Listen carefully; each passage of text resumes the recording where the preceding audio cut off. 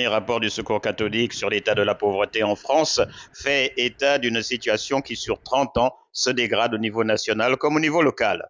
Ce qu'on remarque sur les dernières années, et c'était particulièrement prégnant en 2024, c'est que 67% des personnes qui ont frappé à notre porte sont venues pour la première fois à notre rencontre.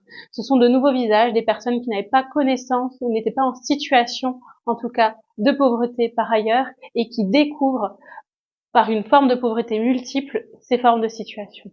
Au niveau des populations accueillies, leur profil varie au fur et à mesure des années. Sur la délégation des Hauts-de-Lorraine, donc Meurthe et Moselle-Vosges, en 2024, nous avons accueilli 12 600 personnes.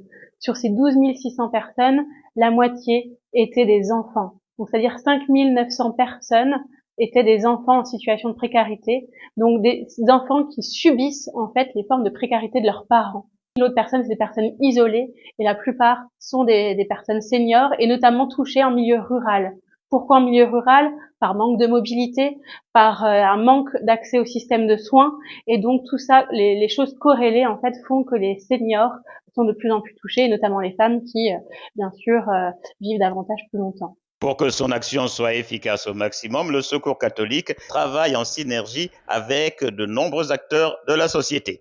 On essaie d'interpeller les pouvoirs politiques publics locaux et de travailler en collaboration étroite avec les partenaires sociaux et d'autres institutions locales, type associations. Nous faisons remonter en fait avec notre nouvelle politique des aides et d'accompagnement de nouvelles formes et d'innovation en fait sociale et de terrain. Et notre volonté en fait c'est de pouvoir transformer en fait ces situations avec les personnes qui vivent les situations de pauvreté, c'est-à-dire faire avec elles pour renforcer leur pouvoir d'agir et faire transformer la société de manière durable localement. Je vais vous donner un exemple sur les Vosges, sur la manière en fait de contrebalancer ces problèmes de mobilité. Nous avons une action de mobilité solidaire portée par des bénévoles qui accompagnent des familles, des personnes seules quand elles ont besoin d'aller chez le médecin, quand elles ont besoin d'emmener leurs enfants à un club sportif, etc. Les 11 salariés et les 950 bénévoles de la délégation du Secours catholique des Hauts-de-Lorraine restent plus que jamais rivés sur la révolution fraternelle par la solidarité.